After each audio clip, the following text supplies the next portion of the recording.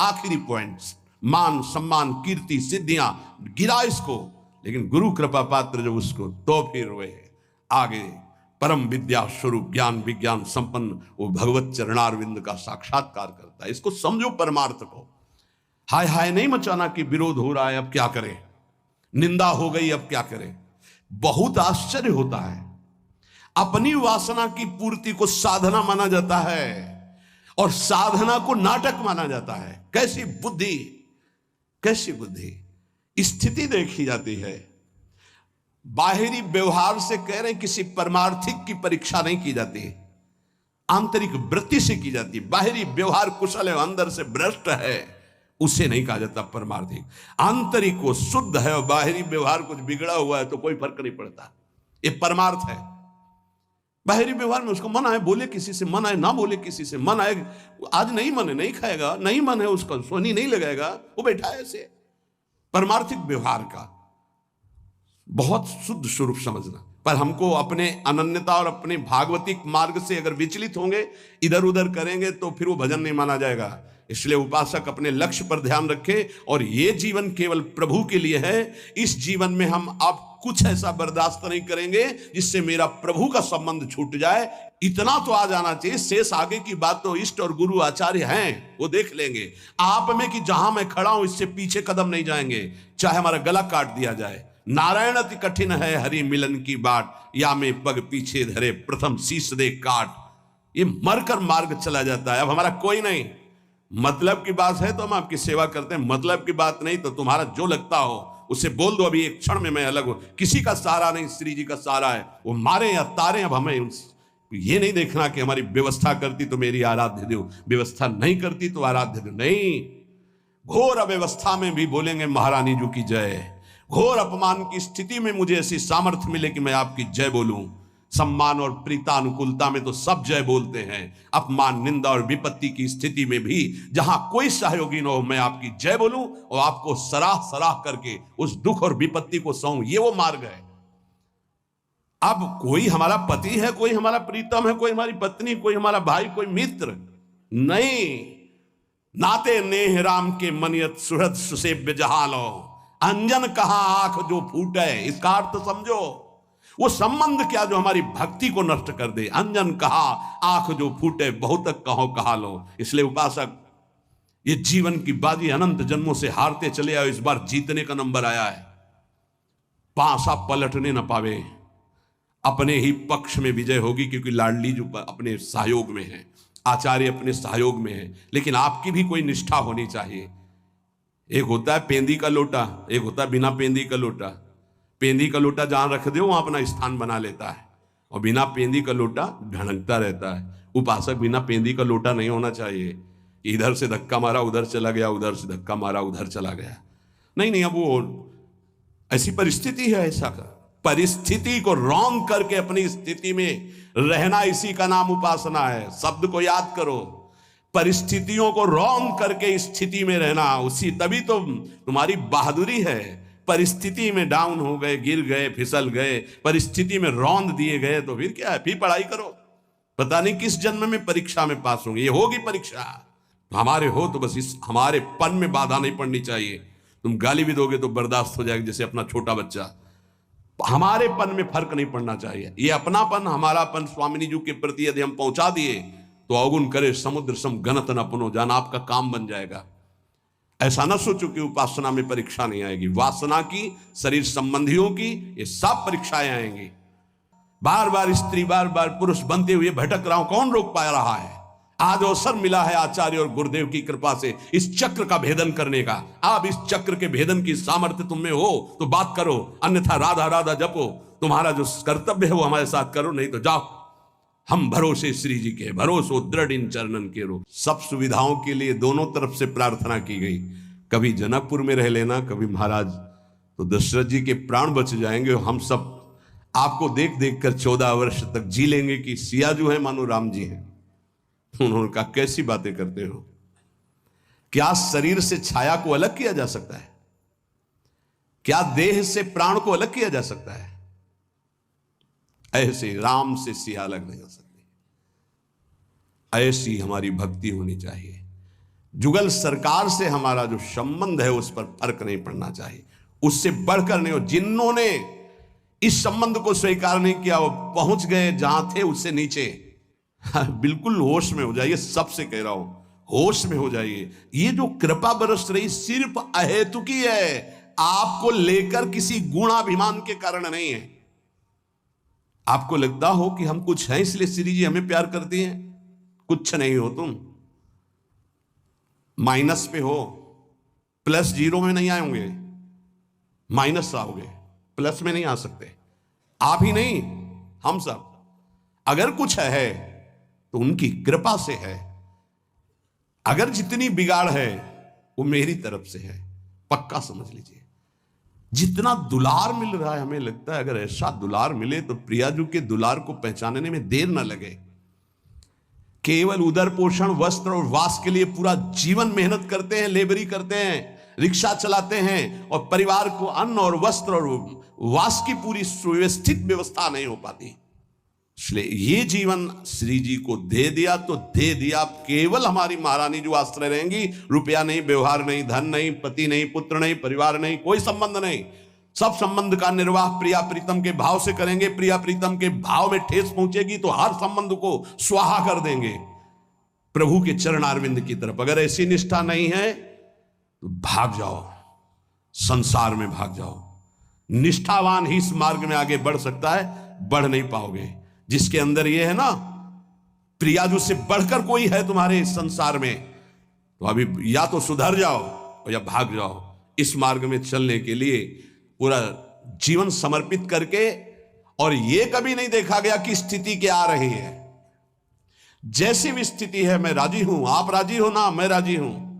ये जीवन आपको दे दिया, आप जो मनावे सो करो, जो होली खेलो सो खेलो। ये आपका जीवन, चलेंगे तो राधा राधा कह के कदम आगे आपकी तरफ बढ़ेंगे। अब आप देखो कौन घसीटता है, कौन पीटता है, कौन पूजता है, कौन अपमान करता है। ये आपका विषय, मेरा विषय सिर्फ आप हैं।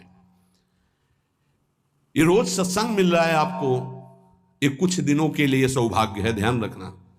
जिस दिन श्री जी ने चाहा उसी दिन ये बंद हो जाएगा, चाहे शरीर रहे या ना रहे, इसका कोई मतलब नहीं। अपने हृदय को देखो, बुरा जो देखन मैं चला बुरा न मिलिया कोई, जो दिल खोजूं आपनो तो मुंह से बुरा ना कोई। इसलिए बहुत सावधान, निरंतर नाम जपने का अभ्यास कीजिए। जो गुरु कृपा, इष्ट कृपा है, उसको अपने हृदय में रखिए कि ये आपकी कमाई नहीं है, ये धरोहर दी गई है। अगर आप इसकी अपमान वृत्ति, अवमानना करेंगे, जो अवहेलना करेंगे, तो ये गायब हो जाएगी। ध्यान रखो, जिस दिन गायब हो गई उसी दिन संसारी हो जाओगे। शब्द याद कर लो, घोर संसारी। डट के भजन नहीं करोगे, शरीर से सेवा नहीं करोगे तो बुद्धि भ्रष्ट हो जाएगी और इनका दंड मिलेगा। जब पूरा भगवदाकार जीवन होता है तब ये बात पचती है। आप भगवान के मार्ग के पति के केवल उतना अधिकार है, 5 गृहस्थों के यहां जाओ, एक एक रोटी मांग के खाओ और गुजारा करो, खूब नाम जप करो, भजन करो। एक ये वृत्ति। एक है भगवत सहारे बैठे, जो आ गया सब मिल बांट करके पा लेते हैं, राधा राधा। एक ये वृत्ति है, वो माधुकरी वृत्ति है, आकाश। एक है कि पड़ा हूं चेष्टा भी नहीं करूंगा, अजगर वृत्ति, वो अद्भुत जनों की होती है। एक वृत्ति में रहो। यहां एक वृत्ति है, आकाश वृत्ति। अधिकतर इसी आकाश वृत्ति का सेवन पूरे जीवन में किया है। मेरे प्रभु जो मेरे सामने भेज देंगे उसकी व्यवस्था होगी। याचना नहीं, कोई फीस नहीं, किसी से किसी भी तरह का कोई इशारा नहीं। अगर कोई इशारा करता है तो दंडनीय अपराध है हमारे यहां। इशारा भी नहीं कर सकते। ये केवल आकाश वृत्ति, आकाश वृत्ति भगवत आश्रय। 100 रुपये आ जाएगा, उसके अनुसार काम होगा। 4 रोटी होंगी तो एक एक टुकड़े बांट करके खा लेंगे, राधा राधा रटेंगे, मांगेंगे नहीं किसी से। इसमें किसी का टैक्स नहीं, कोई फीस नहीं, कोई इसमें हमारा प्रतिग्रह नहीं है। मेरे स्वामिनी के द्वारा भरण पोषण। ये जो आपको मिल रहा है भिक्षान्न से भी पवित्र है, क्योंकि आकाश वृत्ति के द्वारा मिल रहा है। और ये जो आप वृत्ति को सोचते हैं आप, बहुत कठिन है भगवत मार्ग की डगर। बढ़िया अवसर मिल गया, समय बहुत आगे बढ़ चुका है। अपने जीवन में निष्ठा आपको दिखानी पड़ेगी। ये मत समझो कि खा पी के एड़ा के समय व्यतीत कर रहे हैं। नहीं, प्रश्न आएगा सालाना और छमाही। छमाही हल्का होगा, सालाना बहुत गहरा होगा। और अगर 10-12 वर्ष हो गए तो फिर फाइनल का जो प्रश्न होगा वो सिद्धावस्था की तरफ ले जाने वाला होगा। फाइनल में जानते हो कैसा प्रश्न आता है? हाई क्वालिटी का भोग। शब्द समझ लो, जीवन में जो सोच तुमने की होगी, कल्पना, उस कोटि का भोग आएगा तुम्हारे पास। भोगो, फ्री भोगो, कोई संकोच नहीं, कोई भय नहीं, कोई नियम नहीं, कोई मर्यादा नहीं। क्या चाहिए तुम्हें, यह आखिरी है तुम्हारा। अब लगा कि भगवान तो मिल ही जाएंगे यार, आज नहीं तो कल मिल जाएंगे, ये जो एकदम ऑफर आया है इसको तो स्वीकार कर लेते हैं। नहीं, ये 12 वर्ष वाला फाइनल का प्रश्न है, तुरंत भूमिका बदलेगी। अगर आप जीत गए तो तुरंत अध्यात्म की भूमिका बदलेगी और आप ऊपर उठ जाएंगे। पर प्रायः जो गुरु कृपा पात्र नहीं है वो ऐसी जगह फेल हो जाता है, वो ऐसा धाम में से गिरता है कि दोबारा चढ़ना मुश्किल हो जाता है। आ सकती है, जा नहीं सकती, आ सकती है, जा नहीं सकती। स्त्री में आ सकती, पुरुष में आ सकती, भोगों में आ सकती, आ सकती है, जा नहीं सकती। इसलिए साधक सावधान, हमारा केवल एक लक्ष्य प्रियालाल। चाहे अब जो कुछ हो जाए, कदम पीछे नहीं, चाहे निंदा हो, स्तुति हो, भूखों मरूं, कुछ भी हो, अब हमारा जीवन केवल प्रियालाल के लिए। इसमें कोई बाधा करे तो सर्वस्व त्याग करके खड़ा हो जाए मार्ग में। विश्वास अगर है दृढ़, ये तो क्या है, जो आंतरिक जिस महल में वास मिला हो बड़े बड़े ऋषि मुनियों के लिए दुर्लभ है। इसलिए ये हरिवंश बल से कह रहा हूं, ये गुरुदेव के बल से कह रहा हूं कि अपनी निष्ठा में फिसलना मत। हम नीच हैं, अदम हैं, पर स्वामिनी जी के हैं बस। इसलिए चल जाओ ठीक से श्री जी की तरफ और श्री जी को प्राप्त हो जाओ। होना ही पड़ेगा, नहीं तो रोना ही पड़ेगा। और इस रोने के आंसू पूछने वाला नहीं मिलेगा जब परमार्थ से भ्रष्ट होकर कोई रोता है। इसलिए अब चलो, अब लो नशानी, अब ना नशही हो। आज तक जो हुआ राधा राधा, अब आगे हमारे जीवन का लक्ष्य केवल लाडली जो है। ये बात समझ लो, हमारे जीवन में अब कुछ भी घटे, श्री जी के सिवा हमारा कोई नहीं है। यह शब्द बोलना पड़ेगा आपको, ये हृदय में तुम्हें उतारना पड़ेगा और इस कसौटी में तुम्हें पास होना पड़ेगा कि श्री जी के सिवा हमारा कोई नहीं। अब इसको आप कितने वर्षों में दिखा पाते हैं? ये जिस दिन दिखा दोगे उसी दिन अवस्था आ जाएगी जिस अवस्था के लिए हम तड़प रहे हैं कि हम प्रियाजू के लिए रोएं, प्रियाजू हमारे मानस पटल पर छा जाएं। उपासक, उपासना, उपास्य देव, इस त्रिपुटी का जब लय हो जाता है तब वो सिद्ध पुरुष कहा जाता है। मैं उपासना कर रहा हूं, इसका विस्मरण केवल उपास्य देव। ऐसी सिद्धावस्था में वो अपने आराध्य देव के समीप जो जीवन भर कष्ट सहकर साधना की, उसका परम लाभ प्राप्त करता है। कैसा सुख मिलता है। आराध्य देव हमारे प्राण प्यारे, जब परिपक्व अवस्था जागृत होती है तो आराध्य देव का प्राण प्यारा बन जाता है। ये बहुत दुर्लभ बात हुई। प्रभु को प्यार करने वाले लाखों में कोई एक होते हैं। उन लाखों प्यार करने वालों में कोई विरला ऐसा होता है जिसको प्रभु अपने प्राणों से भी अधिक प्यार करते हैं। वो बिरला जो दैन्य है, अहंकार किंचन मात्र, किसी साधना, किसी तपस्या, जितेंद्रियता, विद्वता, कोई भी अहम छू नहीं गया, ऐसे दैन्य को प्रभु अपने प्राणों से भी अधिक प्यार करते हैं। स्वयं भगवान ने कहा है, हमारी आत्मा भगवान शंकर हैं, मेरे प्रिय बड़े भाई बलराम जी, लक्ष्मी जी, इनको भी मैं उतना प्यार नहीं करता हूं। यहां तक कि मैं अपने आप को भी उतना प्यार नहीं करता हूं जितना हे उद्धव तुम जैसे सर्वस्व समर्पित भक्त को प्यार करता हूं। प्रभु के हृदय का मूर्तिमान प्यार हमारी श्री श्यामा जो हैं। श्यामा जो कोई और नहीं है, लालजू के हृदय का प्रेम ही मूर्तिमान रूप धारण किया तो हमारी श्री जी हुई, स्वामिनी जू, प्रिया जू।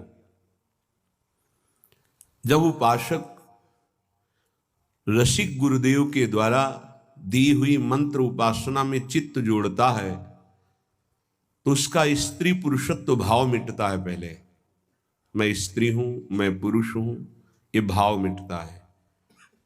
उसको ऐसा अनुभव होने लगता है जैसे हम इस शरीर पर वस्त्र धारण किए हैं तो वस्त्र वस्त्र ही है, मैं नहीं हूं। ऐसे उस शरीर को जो वास्तविक ऐसा ही है उसके अनुभव में आता है।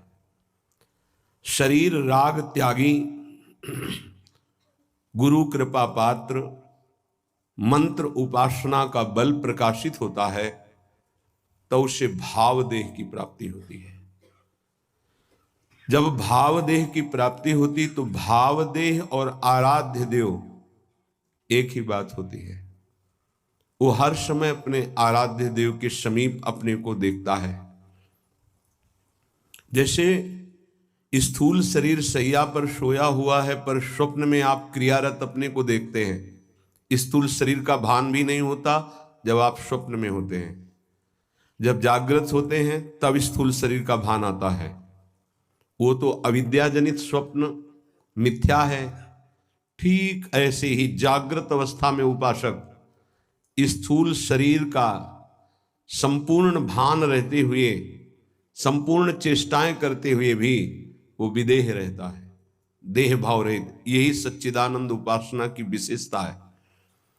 जैसे स्वाप्निक देह में, स्वप्न में वो विचरण करते हुए जागृत देह का बिल्कुल भान नहीं है, अविद्या अज्ञान दोनों झूठे। लेकिन जब उपासना से परिपक्व भाव अवस्था प्राप्त होती है तो जागृत शरीर में चेतना युक्त होकर संपूर्ण चेष्टाएं शास्त्र विधान के अनुसार करते हुए भी वो भावदेह में स्थित महापुरुष कुछ नहीं करता। खाते पीते चलते उठते बैठते, इसीलिए वो वेदातीत स्थिति, उस पर कोई शास्त्र शासन नहीं होता, काल का भी शासन उसके ऊपर नहीं होता। इसीलिए महाप्रभु हरिवंश चंद्रजू ने कहा, कर्माणि श्रुति बोधितानि नितराम कुर्वन्तु कुर्वन्तु मां गूढ़ाश्चर्य शास्त्रगादि विषयान गृह्णन्तु मुंचन्तु वा कैर्वा भाव रहस्य पारगमति श्री राधिका प्रेयसः।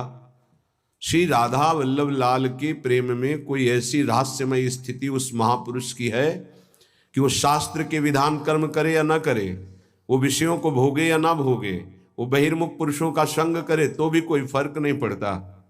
क्यों? क्योंकि वो करता ही नहीं बचा है, करता गया। परम कारण प्रभु के चरणारविंद में कर्ता भाव समर्पित हो गया, भोक्ता भाव समर्पित हो गया, तब उसे ये महासुख मिलता है। यद्यपि हमारे लिए बहुत दुर्लभ है, पर आचार्य गुरु कृपा के लिए बिल्कुल सहज बात है।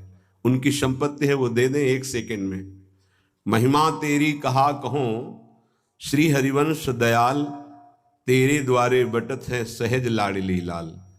सहज, बस अनन्यता की आवश्यकता है। आचार्य अनन्यता, गुरु अनन्यता, उपासना अनन्यता, इष्ट देव की अनन्यता, उनकी कृपा से बहुत सहज हो जाता है, बहुत सहज। व्यास सुवन प्रसाद देह मानसी गढ़े चित। व्यासनंदन श्री हरिवंश महाप्रभु की कृपा से शरणागत उपासक के हृदय में जो प्रियालाल की चिदानंद श्रीअंग की सेवा का अधिकारी स्वरूप है, वो सहचरी स्वरूप प्रकाशित हो जाता है, तब उसे सुख प्राप्त होता है। श्रीपाद को जो सुख प्राप्त हो रहा वो वर्णन कर रहे हैं। सुंदर पान की बीड़ी बनाई और प्रियाजू को अर्पित की। यहां श्री राधाचरण प्रधान उपासना है, क्योंकि सहचरी भाव की सिद्धि राधाचरण प्रधानता से होती है। इसीलिए लालजू सहचरियों की भी विनय करते हैं। किंचन मात्र स्वसुख वांछा का लेश भी नहीं है।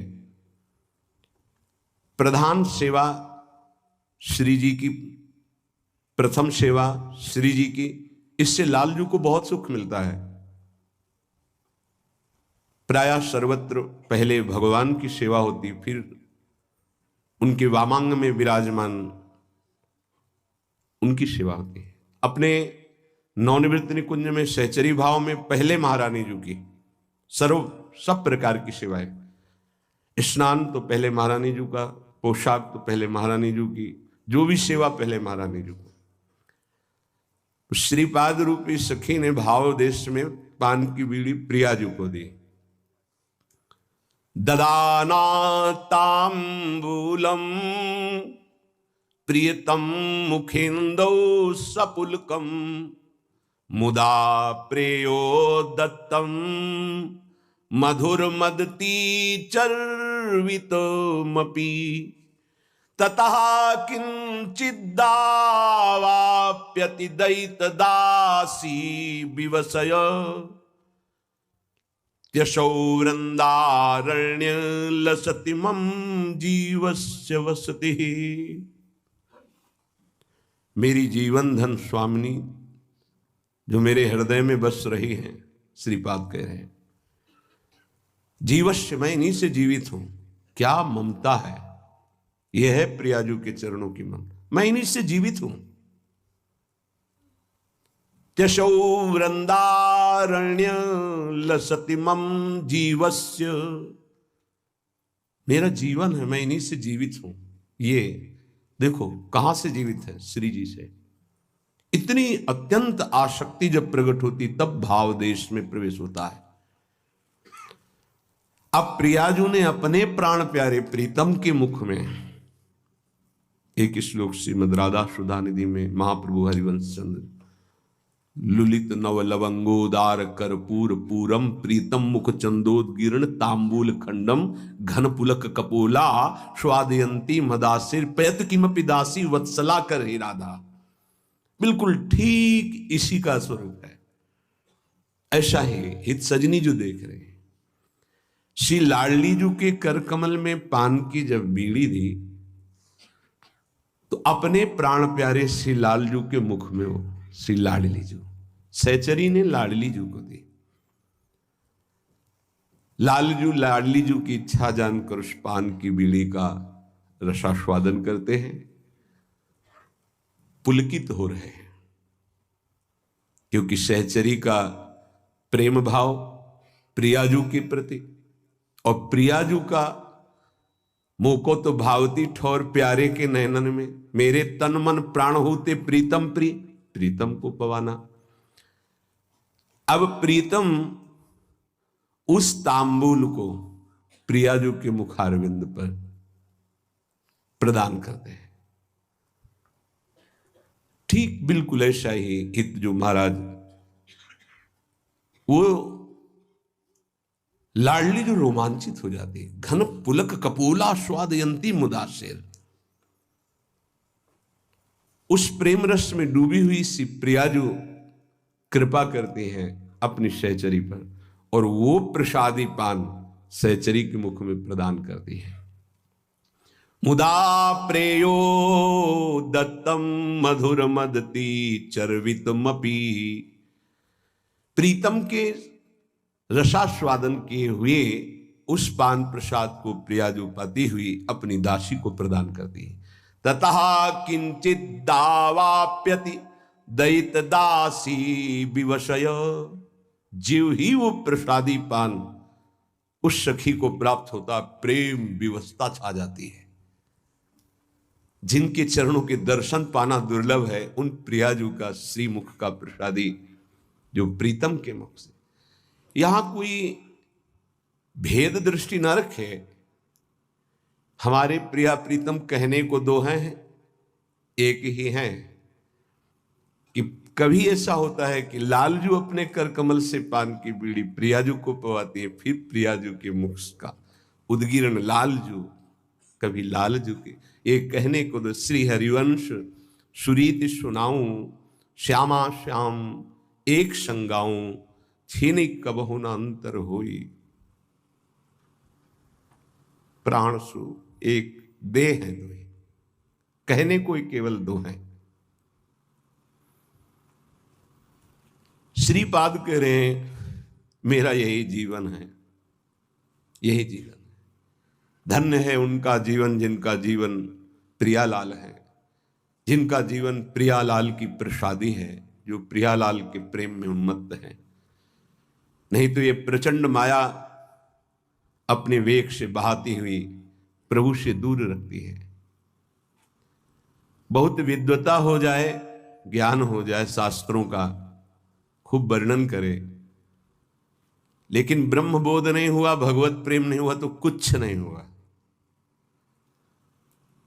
श्रीमद् भागवत में वर्णन है एकादशी स्कंद में, वही पूर्ण महात्मा है जो शाब्द ब्रह्म का पारगामी विद्वान और परब्रह्म का अनुभूत। तो शाब्द ब्रह्म का पारगामी विद्वान मिलना कठिन है, ऐसा थोड़ी 4 बातें शास्त्रों की पढ़ लिया तो शाब्द ब्रह्म, संपूर्ण शाब्द ब्रह्म, वेद पुराण इतिहास सब का ज्ञान उसको, पारगामी विद्वान। हर परब्रह्म की अनुभूति नहीं है तो कुछ नहीं है। परब्रह्म की अनुभूति की तरफ चलना ये बहुत ही दुर्लभ बात है। शब्दों का लच्छेदार प्रयोग करना, शब्द माधुरी के द्वारा लोगों को रिझाना, वाक माधुरी के द्वारा आकर्षण करना, यह सहज हो सकता है, लेकिन वृत्ति को ब्रह्माकार कर पाना, कृष्णाकार करना या भगवत प्रेम में डूबना, ये बिल्कुल अलग है, बिल्कुल अलग है। इस प्रेम की ऊंचाई पर चढ़कर प्रियालाल के सेवा सुख में निमग्न होना है तो और बड़ी बात हो गई। सबसे बढ़िया ऊंचाई ध्रुव जी को मिली, अटल पदवी, पर उनका हृदय जल गया जब भगवान ने तथास्तु कहा कि अरे मैंने प्रभु से उनकी सेवा ना मांगकर अटल पदवी प्राप्त की, इसका मतलब मेरे में अभी चाह रह गई थी, इसलिए मैं प्रभु की सेवा प्राप्त नहीं कर पाया। तो हे नाथ, आप एक करुणा और करो, अपने प्रेमी महाभागवतों का संग प्रदान करो, जिससे हमारा हृदय आपकी सेवा लायक बने, क्योंकि त्रुटि हो गई, हमारे अंदर चाह थी। मैंने नारद जी महाराज गुरुदेव का मंत्र तो स्वीकार किया, संग स्वीकार नहीं किया। अगर संग किया होता तो आपका प्रेम मांगता है अटल पदवी नहीं, इसलिए मुझे महाभागवतों का संग प्रदान करें। जब ये देह भाव गलित होता है तब यहां कुछ है नहीं। जैसे स्वप्न में एक मन के सिवा कोई नहीं था, ऐसे ही उस उपासक को जागृत में अपने प्रभु के सिवा कुछ बोध नहीं होता, क्योंकि है ही नहीं कुछ। ना सतो विद्यते भाव, इस असत की सत्ता ही नहीं है। ये बहुत कृपा से समझ में आता है। जो उपासक गुरु प्रदत्त भजन में अंदर ही अंदर हर समय एकाग्र होकर लगा रहता है, उसका भाव बदल जाता है, बहुत जल्दी बदलता है। अब वो भाव देश से प्यारे जू की सेवा में निमग्न स्मर श्रीमद वृंदावन मति महानंद रसदम सदाति प्रेमार्दे हृदय नव किशोरो परिचर। महा आनंदकारी वृंदावन की नवीन नवीन कुंज निकुंजों में वो अपने प्रिया प्रीतम की परिचर्या में मगन रहती है, जो भाव देह को प्राप्त हो जाती है। क्या अजस्रम सृगंधैर्व्यजनवर तांबूल मृदुपत सुषंवाहैर दिव्याभरण वसनाद्यै प्रणयिनो महाप्रेमावेशोत्पुलक रस घूर्णायित तनु सदा राधा दासी स्मर हृदय सेवाम विदधति। धन्य है उसका जीवन। बहुत ध्यान से सुनिए, हमारी श्री प्रिया प्रीतम की जोड़ी को यदि आप चवर कर रहे हैं, ये कोई साधना नहीं है, ये अधीन करने का मंत्र है। मानो आप प्रिया प्रीतम को अधीन कर, बड़े